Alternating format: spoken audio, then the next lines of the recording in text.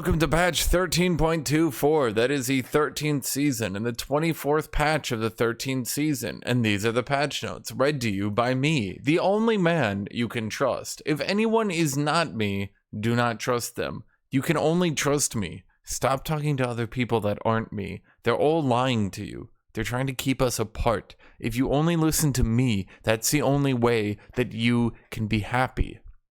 Anyway, what's going on in this patch? Patch 13.24. We have nerfs for Brier and Ivern. We have buffs for Azir, Braum, Gallo, Gragas, Cosante, Leona, Lucian, Mordekaiser, Kiana, and Zeri. Wow, would you look at that? A bunch of champions who are being buffed and nerfed. We also have skins for a lot of champions. We have a new champion released. I probably won't read his kit. It won't be impactful. I don't know a better way to put that. I'm going to be blunt. Like, all the new champions, they kind of just run at you and spam abilities at you. And you're just like, wow, that's interactable. Cast at maximum range toggle. So instead of each ability individually determining if, like, you can cast it outside of the cast range or not. So, like, I'm gonna put this in paint for you guys, right? So if this black circle, if this is you, and this red circle is like the range of your ability, and then you decide for some reason or another that you are going to use your ability outside of its range. So under the old system, in a case by case, you would either cast your ability and it would just go towards this area, or you would walk up and then use it at that range, right? So, like, with a lot of abilities, in fact, with most abilities these days, you just cast, like, towards, like, as close as you could get to where you click the button. But some of them, your character will walk up and then cast it specifically at that point. I hope I'm making sense with this, okay? Anyway, so you can now toggle options, game, clamp, cast, target located within max range, and boom. With the toggle turned on, abilities will automatically be cast at max range if the ability was cast outside of the ability's casting range. Does everybody get that? Okay, so every ability can now be cast or not cast like this. Presumably, you're all going to turn it on. Okay. Champions, Y. Every mark should have meaning. Make your mark with Y on December 6, 2023 at 2100 UTC. I'm not going to read a single thing about him. No comment. Okay. Azir. We're happy that Azir has a new suit of items to consider and that Nashor's Tooth finally functions as many players expected should. Looking into his builds, Landry's Nashors, Luden Nashors, and Crown Nashors are all performing a bit worse than they were in the last patch. So we'll be walking back one of the smaller nerfs he received in 12.23. Okay, so basically, Azir now must build Nashor's Tooth. His build diversity has been utterly obliterated. I don't know why they decided this was a good idea. If you guys are hearing the banging, that's Kitty. She's playing with her toy right now. So that's Kitty making all that noise. So basically he now must build Nashor's Tooth to be relevant. So they did a bunch of nerfs and now they're walking back one of them. He now gets 8 more damage at rank 5 of his ability. I don't know why they decided to kill Azir's build diversity. They just utterly obliterated it. I don't know why. They just did. What can we do about it? Nothing. There's nothing we can do. My camera's looking like fuzzy. I'm gonna just reset it real quick. I don't know why. Is it fuzzy or am I crazy? I kind of just woke up 3 hours ago, so I'm still kind of waking up. Maybe I'm crazy. It looks a little fuzzy. Maybe I'm weird. Braum. Okay. Braum is getting more base mana regeneration here. Let's read through it. Braum has some very sharp matchups in his current state. Blah, blah, blah, blah, blah. I'm not going to read through it. I suddenly realized I just don't care. He's getting more mana regeneration, and the minimum knockup duration on his ultimate is going from 0.3 to 0.6. Now, As many of you don't know because you're not like me and you're not giga nerds, Braum's ultimate has a 0.5 second cast time. That meant that yes, Braum's ultimate would very frequently stun people for less than the cast time of the ability. If you ever thought to yourself, man, it really feels like this ability isn't doing much, that's because Braum's ultimate at the minimum knock-up would only stun you for slightly longer than an Aatrox Q. Okay, so basically, they're moving the minimum. If they're right next to you, you now stun them for 0.6 instead of 0.3, and secondary targets are knocked up for 0.6 instead of 0.3. This is one of those changes they did to Braum that like they were trying to like balance his team fighting, but by like balancing his team fighting, they kind of just made it really, really, really, really, really bad to use. Like, yeah. And it often meant that even using his ultimate would lose you time. Like if you ulted an enemy, if you're in melee of an enemy AD carry and you ulted them, you would actually stun them for less than you stunned yourself. It was very weird and didn't really make any sense. So they're going back and adjusting it now. So any of you who played Braum in like the last year and a half or 2 years or however much time they'd spent since they obliterated him, his ultimate now isn't like wonderful, but you no longer stun yourself for longer. Okay. Brier is receiving giga nerfs. Why? Because, you know, I feel like I've been here before. Guys, chat, how long have I been here? Everyone in the comments, how many times have I been here before?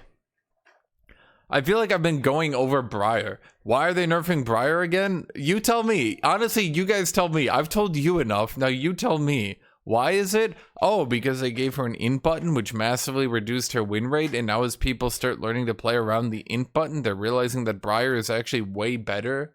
Wow, is that why? Well, thank you, chat. Thank you for telling me. So, as I just said, Brier released with an int button. Unfortunately, this int button meant that she tended to int a lot and die like a fool. And because she was dying like a fool, it made her win rate really, really low. Because her int button does actually have mechanics and ways to play around it, it means that the better you get at the champion, the less you actually int yourself, which makes her really, really strong, particularly at the low ranks. However, because Brier is a new champion, for some reason, every new champion needs to have like the dumbest goddamn kit you've ever seen in your life, and has to have like basically no counterplay, no gameplay, nothing interesting about them whatsoever. And so because she has basically nothing you can counterplay and nothing you can play around, she tends to be a giga stat check who just gets obliterated by the low ranks. And because she just gets obliterated by the low ranks, this makes her, I should say she obliterates low ranks. At any rate, because she's obliterating the low ranks, this tends to make her very, very, very, very, very overpowered at the lower ranks. In fact, if we see here, because we've got u.gg is trying to show me like the most ads I've ever seen in my life. Holy crap, there's one up here, 3 over here, and there's another one down here. U.gg, are you guys about to go bankrupt? What the hell? At either rate, you can see here, even into Emerald. Dude, what the hell? Okay, this website's getting a bit absurd. At the low ranks, you can see her win rate is 53%. So, yeah, she kind of was quite overpowered at the low ranks. At either rate, what are we doing? The base armor is down by 2. The attack speed ratio is up. This is the amount of attack speed she gains from attack speed items, things like that, okay? Her attack speed at level 1 is unchanged. The amount of damage her Q does at max rank is going down by 20. The amount of attack speed she gets on her W is going down by 5, but presumably this should about equal out with her ratio being buffed, presumably. Her Chilling Scream is going to have less damage reduction, and it will heal her for less of her health. Then Certain Death is going to magic damage, which apparently makes it all better. I don't think so, but okay. So, yeah, basically Chilling Scream is significantly worse for making her tankier. She does 20 less damage on head rush, and she is squishier with less armor, and she has more attack speed ratio. basically, in other words, kind of across the board nerfs to a lot of things she does. Unfortunately, Brier being one of the worst design champions in League history, which honestly is amazing because it's like every new champion, I think to myself, wow, this is one of the worst design champions in League history. And then Riot shows up with their new champion strolls in, and I'm just like, holy crap, that's the new worst design champion in League history. Then the new champion shows up, and I'm like, holy shit, that's the worst design champion in League history. And it just keeps going, and it just keeps going, and it just keeps going. Anyway, because Brier is so poorly designed with so little actual gameplay, she just shits on the low ranks really, really way too much. Will we be here again? I hope not. At this point, I hope not. But maybe we will. I don't know. At either rate, yeah. I hope we're not here again. Gallo is getting his cooldowns reduced. Now, for those who've been watching me for a long time, you'll notice that I keep saying, man, Gallo should get his cooldowns reduced. Here we are, reducing Gallo's cooldowns. Dude, even the goddamn wiki is showing me giga ads now. So basically, Gallo's cooldown on his passive was 5 seconds instead of the typical 4 on a spam ability. His Q cooldown was 12 to 10 instead of like 4 on most spammable abilities. His W cooldown, even after it got buffed, is 18 to 14, which is pretty long. His E cooldown is 11 to 7, which is pretty long. And his ultimate is 180 to 140.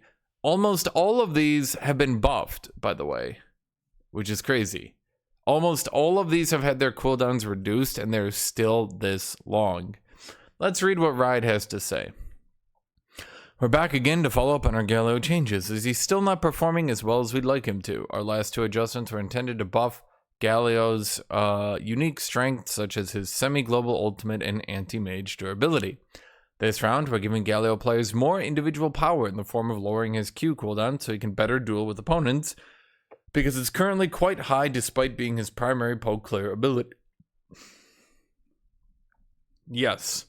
So basically, Gallo's cooldowns are way too long, and because his cooldowns are way too long, it means that he can't really do much, because every time he uses an ability, oh my god, dude, my hair is just killing me today. Every time he uses an ability, sorry, my hair just keeps like annoying. I need a haircut. Every time he uses an ability, he can't use another ability for half a minute. So if you had any sort of healing or dodging or anything like that, basically Gallo couldn't do anything, because if he tried to do anything, he just had no cooldowns ever. So if you like shielded through it, healed through it, use some sort of dodge or damage reduction ability, all Gallo could do is sit there and get killed. Okay, cool. Gragas is being buffed, and probably in a good way. Basically, Gragas was not really, he wasn't bad, but he wasn't really good. And a large part of that is his passive dominates the early game, but then his passive kind of stops doing anything, like into the mid game. He kind of stops doing anything. And so because of that, they're reducing its cooldown in the mid game. So instead of a 12-second flat, it'll be 12 to 6. Now, his passive is still kind of, I want to say, like nerfed into the ground. Let's put it that way. Like, it used to heal a lot more. Now it heals 6.5% of his health, which is certainly, that's better than when it was like 4% of his health, right? But like, 6.5 is not that much, right? So even if you like waited 18 seconds and you like healed, waited 6, healed, waited 6, healed, waited 6, healed, right? Like, even in that situation, you'd still only heal 26% of your health bar, which is like, you know, that's like a good amount, right? But that's like over an entire team fight when you've been sitting at the edge and perfectly using your passive and all that, blah, blah, blah, right? So, I guess what I'm trying to say here is that but making his cooldown and his passive lower into the late game means that it's not going to like overpower the early game, like how it used to just be overpowered in the early game, but it will also it'll still allow him to have a passive in the mid to late game. Like right now, I mean, 6.5% of a non-tanky mage in the late game doesn't do anything, right? So who cares? Ivern, what's going on with Ivern? Okay, so I want to read this because I don't quite know why they're nerfing Ivern. Ivern remained unaffected when other junglers' clears were made slightly slower in patch 13.20. As a result, he's become one of the best junglers in the game. Sure, I don't really believe it, but sure, why not? Who cares? Base stats are going down by 25 HP, and the slow on his trigger seed is going down 5%. So 25 less health and 5% less slow. Not really the most impactful, but, you know, certainly if they want to nerf him, that's definitely a nerf, right? This seems kind of like, this is like one of those nerfs where like it nerfs his win rate without really doing that much, right? It's like a win rate nerf. It's a sort of nerf you give a champion when like you don't really want to hurt them. You just want their win rate to go down by a little bit. Okay. Brosante. Okay, Brosante got absolutely diddly dicked by Riot. They absolutely obliterated him into the ground. He got shit on into 9 different ways to Sunday. Holy shit. The frick. Why do I need to see this many ads? Dude, what the hell? Okay. This website's gotten a little bit more ad invasive. Let's see, if we look at Platinum, which is like the mid ranks, Kosante's win rate's down to 46%. Even in a Masters, his pick rate has shot down considerably. His win rate has gone up to 48%, but his pick rate is plummeted pretty hard. In return, because he's not really viable at any rank anymore. Now, 48% could probably be fine for him, but I don't think he's really that good. But basically, the mana cost on his W is going down, and then the damage on his W is going up. Instead of 30% bonus armor and magic resist damage, it will be 50% bonus armor and magic resist damage. And then the mana cost is going down, as I just said. So they're saying that because you don't really use your W in lane, that this will mostly be a buff to the low ranks. I don't think Kosante is really doing great anywhere right now. I don't think he's really doing good anywhere at any time. He's kind of weak right now, and particularly with the Iceborne Gauntlet removal next patch. This seems to have been a very odd time to rebalance the champion. 90% of the issues with Kosante are just Iceborne Gauntlet. Iceborne Gauntlet Permaslow removes most of the supposed counterplay to his kit. And so the problem with Kosante right now is that with Iceborne Gauntlet about to get removed next patch, this basically renders the champion unplayable soon. Okay, Eclipse, I should say Leona. Leona is being buffed. How is Leona being buffed? You might be asking yourself. Well, shut up. I'm about to tell you. Why did you ask? I'm right here. So, Leona's Eclipse is getting 10 more armor and magic resist at max rank. So instead of 20 to 40, it'll be 20 to 50. So Leona will be a little bit tankier at level 5. Also, like a little bit tankier at level 4+. Then the amount of damage her ultimate does is also going up. Her ultimate is gaining 50 damage. So she will have a little bit more burst and a little bit more tankiness. So, what's that really going to do? Probably not much, but yay. Okay. Luciante is getting a buff to Relentless Pursuit. His Relentless Pursuit, that is his dash, if you did not know, because I know many of you rely on me to tell you everything. I figure I should explain it to you. Relentless Pursuit is his dash. Now, as many of you don't know, because once again, you rely on me to tell you everything you need to know in life.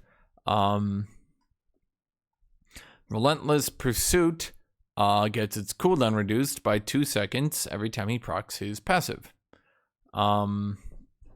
That's 2 shots, so that's 4 seconds less cooldown when he hits you with his passive. So as of right now, if Lucian E's in double auto, Q double auto, the cooldown goes down by 8. So the cooldown would go down to 14 seconds. Now the cooldown will go down to 11 seconds. Then if he E's in auto, Q auto, W auto, the cooldown will go down by 12 to 7 seconds. Wow, that is low, but that is the actual number. So basically, in other words, this allows Lucian to get way more pokes in, and while 3 seconds less cooldown doesn't seem like that massive on a champion who can lower the cooldowns on his abilities, this is pretty good. Now obviously at max rank it's still 14, so they're not buffing his late game, but his early game is seeing a pretty large buff. Okay. More Daykaiser. Not of that less Daykaiser. More Daykaiser. Do you guys want me to play Mord in Legends of Runeterra later? Trick question. No one wants me to play Legends of Runeterra. So what were we saying about Mord? Have you guys seen Mord in Legends of Runeterra, by the way? This is, I'm gonna go on a bit of a tangent here, but I have to do this. I'm sorry. Mord in Legends of Runeterra looks, let's just say, a bit different. Not exactly similar. You know, a little bit aesthetically changed per se. And this has been a bit of a controversial thing. Let me so if I bring this up for you guys, so you guys can see this right here. Death, your spirit is mine. People like his voice and stuff like that, but his visual look, like his playstyle and stuff in the card game is really cool. He has kind of gotten his lore expanded. Mord finally has feats. I'm sorry if this is a bit of a tangent away from the patch note video. So like we're gonna be on like a 5-minute tangent here. If you guys want to see patch notes, skip ahead. But we're talking about Mord, and in a way, this is like kind of Mord's patch note in a way, because they're finally expanding on the character himself. Mord finally has feats. That's right. All you Mord mains who have gotten tired of me making fun of Mord because he's really goddamn weak and useless and powerless and actually has never ever done anything of merit, they have finally shown that Mord actually is powerful. They've done it, chat. Instead of just saying, yeah, Mord is super powerful, but we're never going to explain why, they have expanded, although I don't like his visual, they have expanded his look. Mord is now a master necromancer, which means he controls life and death. His whole thing is he can quite literally bring people back from the dead. So like if his minions die, he can just go, nah. So that's pretty cool. I think a lot of people enjoy visually like what they're doing with him. So yeah. You are undone. Nothing much to say about that. Legends of Runeterra. I like that, like they've shown that he's actually just a Giga Necromancer on just like an unfathomably powerful level, right? Like it's nice what they did with that, but oh my god, the visual redesign is terrible. It's like legitimately awful. I mean, look at this. What's happening here? What happened, Riot? What happened? You can literally even see, dude, the green just, hold on here. I mean, okay, like look at this, and then I don't quite understand what happened. What happened to the green, Riot? Like what happened here, right? What happened? Just actually what happened? It looks so stupid. There's significantly less armor. The armor itself got totally redesigned. The mace even got redesigned. It's like someone told someone what Mordekaiser was, and then rather than like actually like Google it or pick up a picture, they just made a champion, right? They just made it. So it's like, what's Mord? They were like, well, he's a suit of armor powered by kind of dark necrotic magical energies. And someone was like, say no more. And they were like, well, do you want to hear what he looks like? They're like, nah, I got it. And then we got this. Anyway, So, anyway, Mordekaiser's Q, instead of having a 60% AP ratio, now is a 70% AP ratio. Ho, ho, ho! And as many of you know, ho, ho! A 0.7 AP ratio multiplied by 60%, I should say 160% for isolated, now means that Mordekaiser's isolated Q is, that's right, 112%, which is a lot. That's like a lot of damage. Just in time for Arena. Mord was really goddamn bad in Arena. Yeah. So that's about it. The second thing is you now get vision on your target when you ult them. Not for the entirety of the ultimate, mind you, but only while you're casting it. So I should say while you are casting your ultimate, but after it completes, you lose vision, right?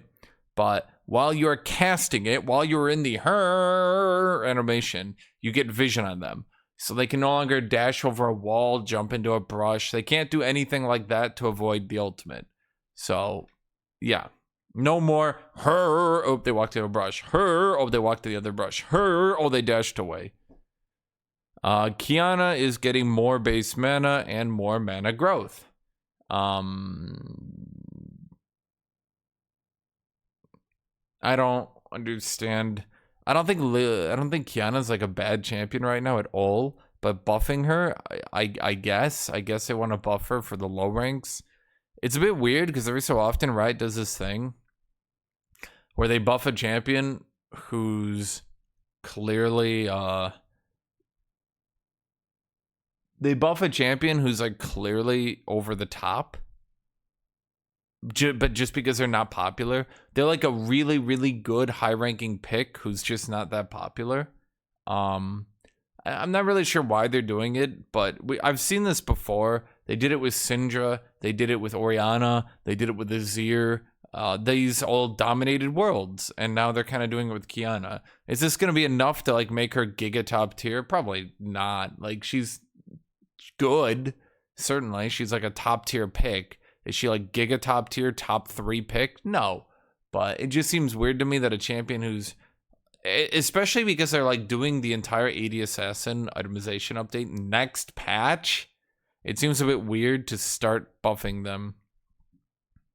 Speaking of that, this one seems more like a bug fix. It's not exactly a bug fix, but if it seems like more of a bug fix that is obviously a buff. So they're listing it here, even though it's not really a buff. It's like a tiny buff. But when cast at range, Q will now reset Talon's attack timer. So when he meleeed with his Q, it already reset his attack timer. What does this affect? If you melee someone, then they flash, then you Q in, and then I guess you melee them again. But the majority of the time, just like attacking, then using the Q animation would already have enough time for you to get back to your Q, right?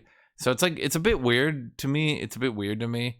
It's like definitely a bug fix. You know, as they say, consistency is key. It's like, it's definitely a bug fix in my opinion. But you know, you have to, if a bug fix is a buff, then you should still probably list it, right? So fair enough. Vel'Koz, okay. Blah blah blah blah blah. Didn't Riot literally deny that Vel'Koz was bugged, then turn around and admit he was bugged and start fixing them? Or am I crazy? Fixed a bug where the first half of the rift would fizzle if Vel'Koz died directly after casting. That's been in the game since launch. It's not really that big a deal because, like, if he dies, the majority of the time, people just get out of it. But, okay. I mean, it'll help, right? Like, if people are trading and they, like, trade a kill on him for eating his tectonic shift or whatever it's called, his knockback. So, like, or tectonic disruption, it's right there in front of me. If he hits him with his EW right as he dies, then they at least get hit by the second half of the W, I guess. Fixed a bug where the spell would fizzle out when Vel'Koz flashes or is knocked back at max range. That's interesting. Tectonic Disruption's missile will now spawn at Vel'Koz's original location if he flashes or is knocked back during the cast.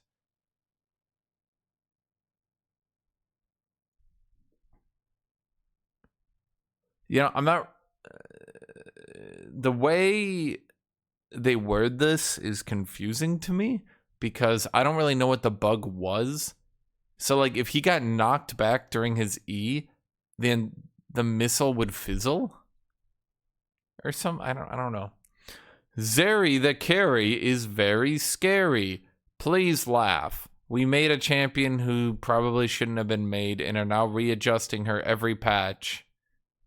Please laugh. Base stats, AD growth from 1.3 to 2.0. Once again, not sure we should be buffing Zeri when we're about to do a total item rework. Seems like a bad idea.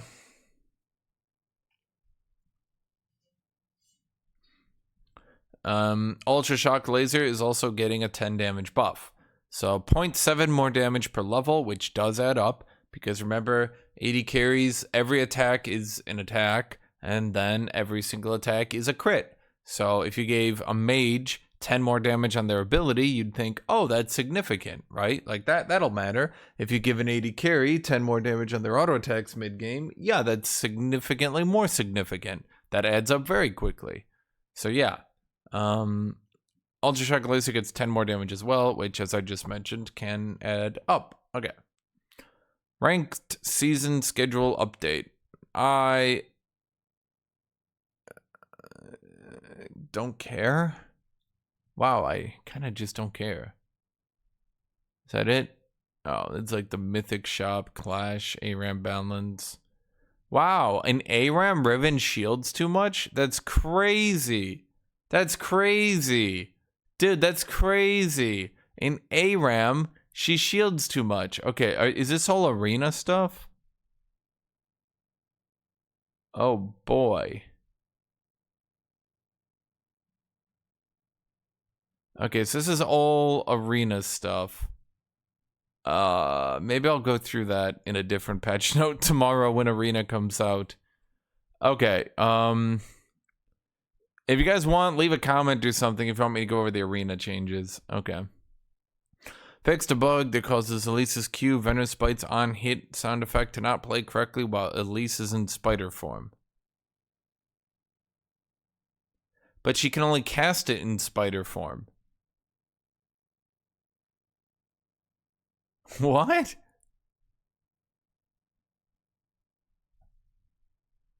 Okay. Fixed a bug that causes Draven's R to execute himself if it was used up in very close proximity to an enemy and the amount of gold accumulated from his passive was greater than his current health.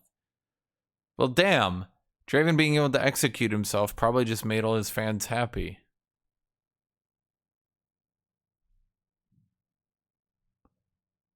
Blah, blah, blah, blah, blah. None of these are very important. Okay, let's move on to skins. Woo, skins. Okay. Crystallis Motus Ash. I feel like I've seen this before. And I normally say that as a meme, but like, doesn't Ash already have a skin like this? Or am I nuts? I mean, I guess the bow is cool. Winter Blessed Camille. I would be dead honest. I know what they're trying to do, but this just seems like I would have to be staring directly at her feet to notice that this isn't just Coven Camille. Because, like, if you're looking at a champion in game, you're just seeing a glance of them from the top, right? You're not, like, staring into the, so. Winter Blessed Thresh. It's Thresh, but now he's blessed by Winter. I mean, it's different, I guess. I guess it's easier to make different looking skins for Thresh because, Thresh can be whatever you want. Winter Blessed Senna.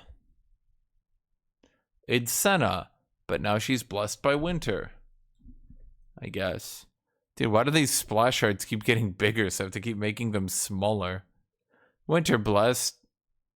I had to look up who this was. Silas.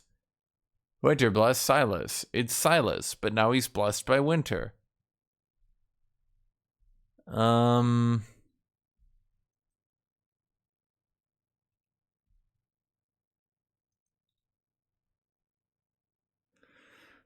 guess. I'd have to see him in game. Winter Blessed Annie. I'm gonna be honest. If you told me this was gender bent Nunu, I'd believe you. They'd be like, that's Willem. This is gender bent Nunu. I'd be like, okay, yeah, that makes sense to me. Wait, how is she holding Tibbers if she's on Tibbers? Wait, what? What?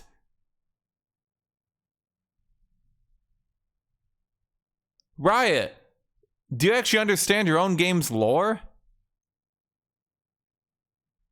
Winter Blessed Hecarim. Okay, that looks cool. I dig it. Yeah, that looks kind of cool. Then again, you can do it. I think the problem is when a champion doesn't have like an aesthetic you can do anything with, it kind of feels like Riot doesn't even know what to do with them anymore. When it's like Thresh, they're like, all right, give him like a cool winter scythe and like a thing.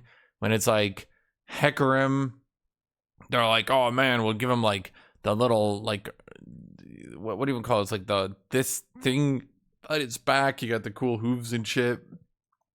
But like, I feel like, okay, so Lucian looks different. Okay, I like Lucian because it gave him a cool outfit. I like that. Okay. I like his cool outfit. It feels like, again, I think the problem is they're giving the skin designers a list of champions. And instead of feeling like, oh man, I should make this skin for this champion because that would be cool. It feels like they're just phoning it in at this point. And it's like, they just have the Winter Blessed line and they just give the art designers like a list of champions. And they're like, all right, you're going to do Camille, Thresh, Senna, Silas, Annie, Hecarim, Lucian, and Hwai. Right? And they're just like, okay. And for some of them, it's like they just don't even know what to do. They just gave up. They're like, Winter Blessed Camille. Dude, I have no fucking clue. Like Snow Camille? I guess she could have ice skates. Is that it? Is that the entire joke? Okay. I don't know what else to do with the champion. And then for other champions like Lucian, they're like, what if he had a cool like frozen warlord looking outfit thing, right? Like, okay, so like for Lucian, they give him like a cool like frozen warlord outfit. By the way, someone raised an interesting question, and I need to ask you guys your opinion on this. Tryndamere is not an Iceborn, okay? That means Tryndamere is affected by the cold just as much as anyone else. Okay? With that in mind, should he really not have a shirt? Because Braum is Iceborn, meaning he's just not affected by the cold. Tryndamere is just a regular-ass human. So shouldn't he actually be wearing a shirt? He's not like special anyway. He just freezes to death instantly. Right? And he's not like a tank or anything.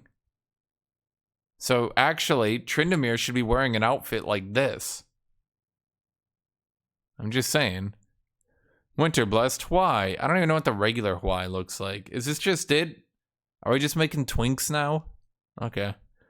Prestige Winter Blessed Camille. Imagine this was your prestige skin. Imagine this was it.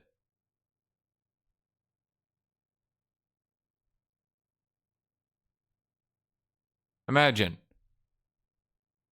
Now, I'm not saying there's anything wrong with looking like a 30s singer, right? But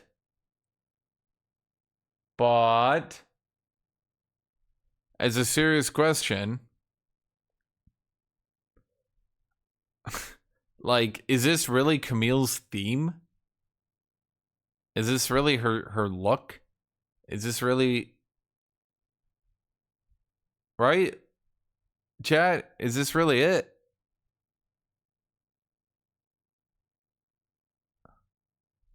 I mean, like if I was thinking Camille, when I think Camille, I don't think like weird Prohibition era piano recital singing Camille, right? Like that's not what I think when I think Camille.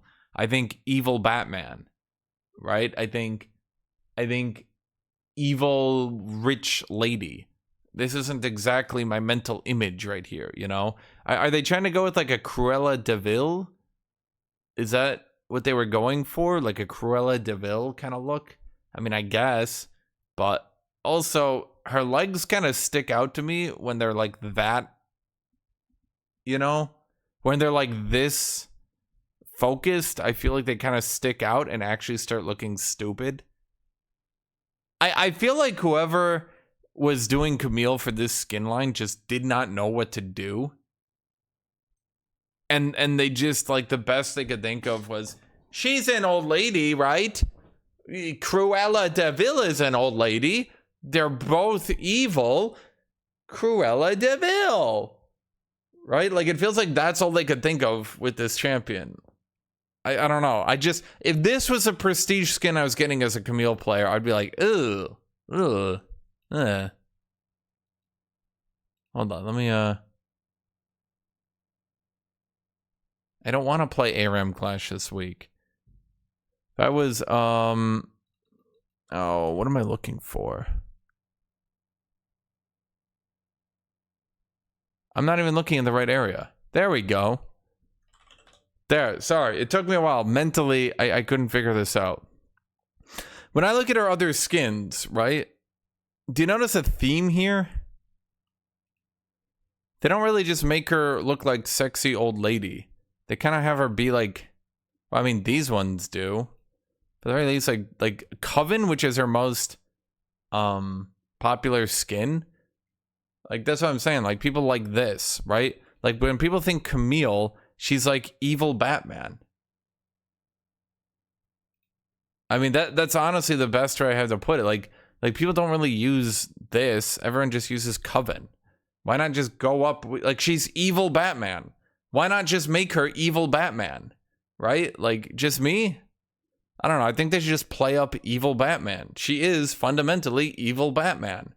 Why not just play up that angle? Why not go with that? I don't know. Just me, chat.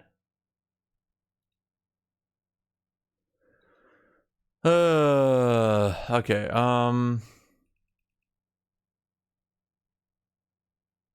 Well, I guess that's it for this. This is probably actually my favorite of the skins here.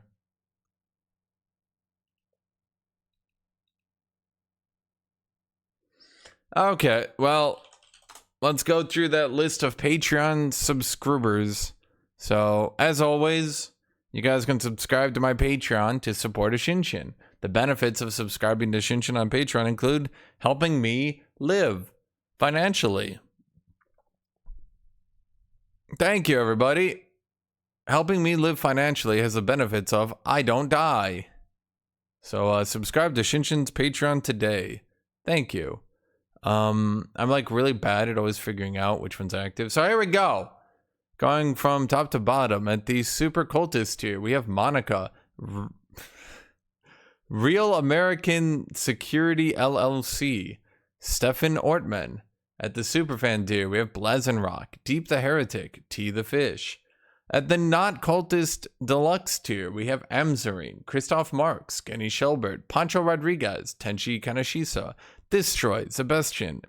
At the not cultist tier, we have Ben, Creador, Daniel Fiala, Deruda, Yadgod, Fanaku, Full Yuki, Hansen, Hun Arthur, Jordan Panning, Justicier, Kelfos Zeromar, Kijubi, Ludwig III, Manuel, Metalmag Morgan, Nathaniel Mingham, Negative KDA, Noxian Cyan, OMG Clover, Oz, PB&J, Redaddy, Scorpion, Scott Shapiro, Suki02, Taro, Uvo Plaja, Veno, Vivian, Wolfman, and Jan. Thank you all for subscribing and supporting Hashinshin. Thank you all to my Kick subscribers, YouTube members, and all of you. Thank you, everybody, and have a great rest of your day.